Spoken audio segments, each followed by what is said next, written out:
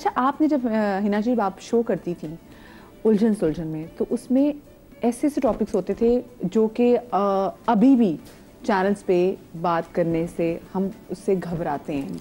सो आपको उस टाइम आपकी फैमिली की तरफ से प्रेशर नहीं आता था कि भाई ये टॉपिक क्यों करें? आपने उस टाइम कोई ऐसा प्रेशर तो नहीं लिया? मतलब एक पुरानी कहावत है ना कि behind every successful man there is a very strong woman.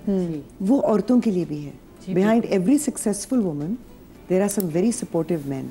मैंने हमेशा ही कहा कि I would not be half the person. एक तो मेरे पेरेंट्स दोनों, अम्मी और अब्बू, और दूसरी तरफ मेरे मियाँ। अगर ये लोग ना होते तो मैं ये आधी औरत भी ना होती।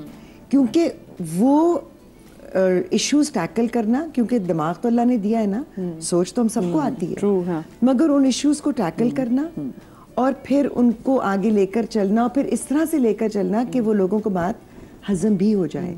आपने शऊर बेदार करना है ना, आपने कॉन्फ्लिक्ट में नहीं जाना। अगेन आई वुड से कि जिस चैनल पे मैं काम कर रही थी, सलाम है उनको। उनके अलावा कोई मुझसे वो शो करवा भी नहीं सकता था, किसी में इतनी हिम्मत ही नहीं थी।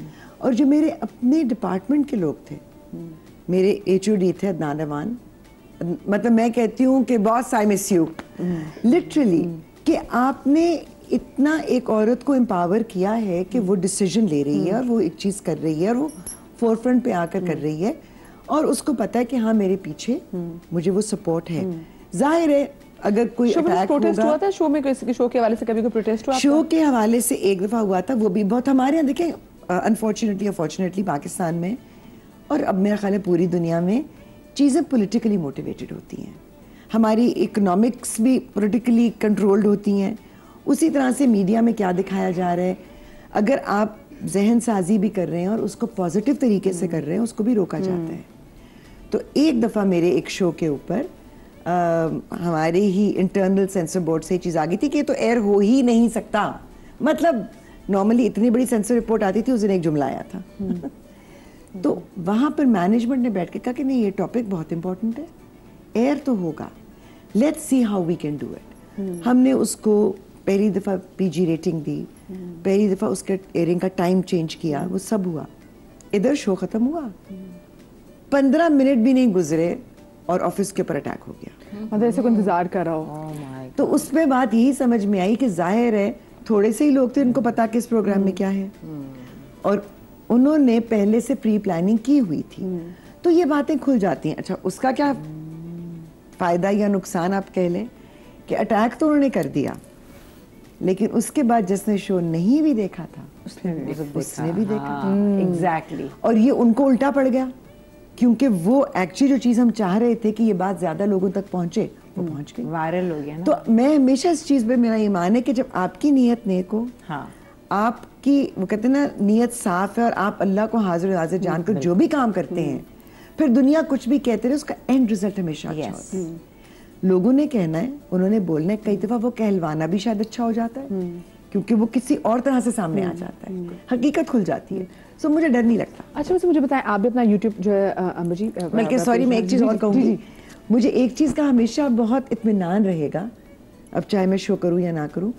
उस ज़माने में मुझे अच्छी तरह याद है कि 3 से 4 लड़कियाँ, जिनका मुझे अभी भी याद है, उन्होंने कहा कि मीडिया में आना चाहते थे और हमारे वालिदैन नहीं मानते थे, लेकिन हमें इजाज़त मिली कि इस चैनल पे अप्लाई कर लो, क्योंकि अगर हिना बयात वहाँ पर काम कर सकती हैं तो फिर तुम लोग भी कर सकते हो। They didn't know me. उन्होंने मुझे कहाँ से जाना, मेरे काम से ही पहचाना ना। हाँ। तो मुझे उस चीज़ पर आज भी मैं अल्लाह का शुक्र अदा करती हूँ कि लोगों ने चाहे अटैक किया या बातें किया, जो भी हुआ, उसका नतीजा ये निकला कि लोगों ने इज्जत भी दी।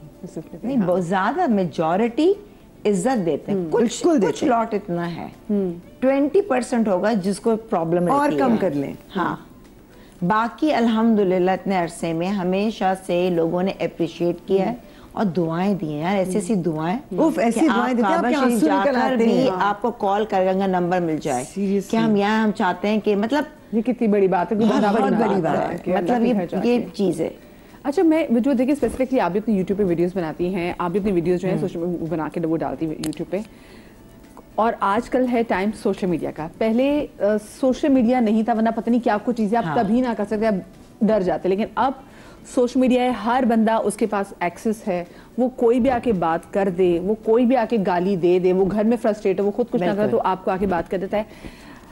इस बात को जाने बगैर कि भी जो अगला बंदा बैठा है उसको भी जिंदगी में 100 चीजें चल रही हैं जो आपको एंटरटेन के लिए इतना काम इंसान है वो, और आपकी कोई एक बात उसका मेंटल पीस बर्बाद करके रख देता है। बिल्कुल। अच्छा, हमने देखे जैसे बहुत सारी वीडियोस देखती, जब इनफैक्ट जब नूरे जहां जब पैदा हुई थी, वो आप लोगों ने इतनी प्यारी सेलिब्रेशन की, और वो अम्मा वो बस वो बेचारी घूमी है, वो सिर्फ घूमी है।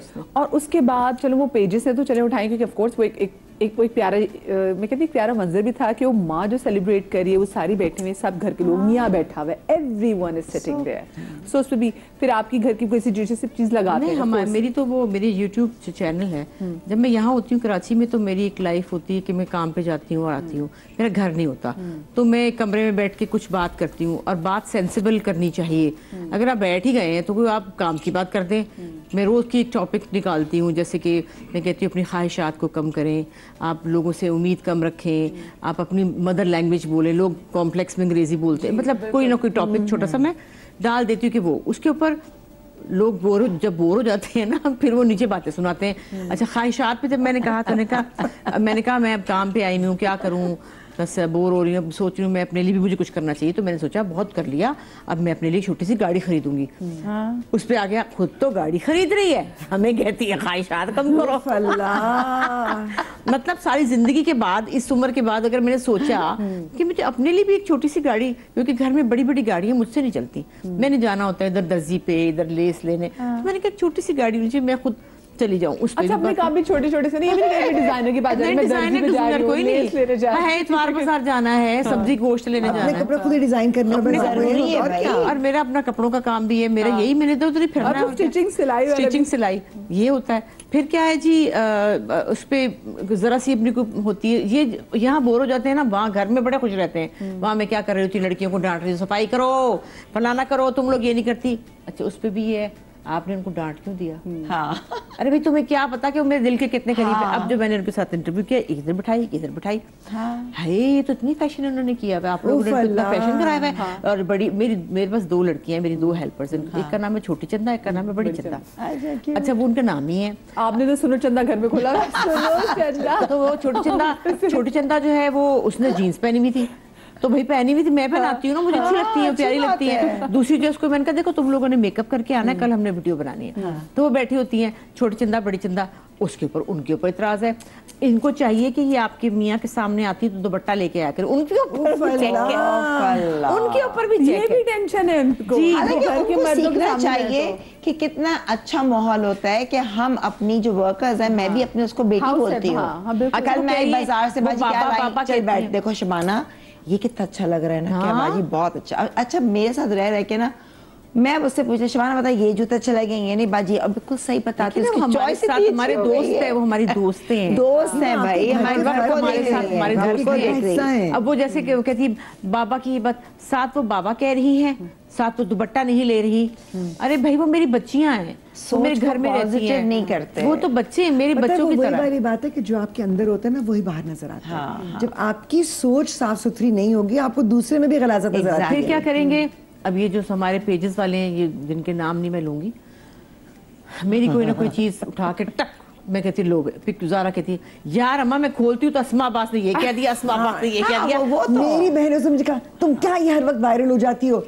मैंने कहा मैं वायरल होने के लिए नहीं कहती, लेकिन मैं कुछ ऐसा कह देती हूँ, जैसे आज के शो के बाद भी वायरल होंगे। अब अच्छी बातें, अच्छा अच्छी बात हमें कोई शौक नहीं वायरस का भाई, हम बीमार, अगला बीमारियां नहीं चाहिए, पिछला नहीं वो लगाते। अरे नहीं, वो एक बात लगा देते हैं आउट ऑफ कॉन्टेक्स्ट, पूरी बात नहीं बता, पूरी तो बात सुन लो। सुने, मुझे तो मार भी दिया था रिसेंटली।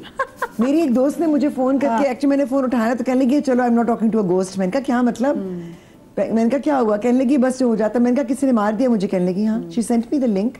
उन खातून ने, उनका कोई यूट्यूब चैनल है, उससे पहले मैं उससे वाकिफ नहीं थी, उन्होंने इतनी बड़ी हेडलाइन जो लगाई है ना, तो मैं उससे मर चुकी थी। अच्छा, जब आपने एक्चुअली उनका वो देखा, मैं भी मर चुकी, तो उसमें मैं मतलब मेरे कोई जिक्र ही नहीं है कि मैं मरी हूँ, जिंदा हूँ, क्या हूँ, लेकिन मेरे बारे में, मेरे मियाँ के बारे में, उनकी बीमारी जिसके बारे में उनको पता भी नहीं था। तो वो हेडलाइन कहाँ से आई? वो हेडलाइन है क्लिक बेट। जी जी जी जी जी, क्योंकि वो आपने खोलेंगे ना, ये क्या हुआ? ठीक है, आपने कहा आपने उसके वो व्यू तो आ गया ना, वो वहाँ यूट्यूब पर चला गया कि एक व्यू और हो गया। भाई सारी इसलिए चीजें ही ऐसी बात लिखी जाती है, ये देखें, वो जैसे आज बड़ा मशहूर है ना पिछले दिनों कि ये देखे जी अमिताभ बच्चन ने इस्लाम कबूल कर लिया, ये देखे बिल्ली है कलमा सुना रही है, लोग देखेंगे ना उनका यूट्यूब चैनल, और वो ये नहीं देख रहे कि वो इसमें कितना झूठ बोल रहे हैं अपने आप को, मतलब झूठ तो लोगों के लिए बड़ी नॉर्मल सी चीज होगी है ना। अच्छा मैं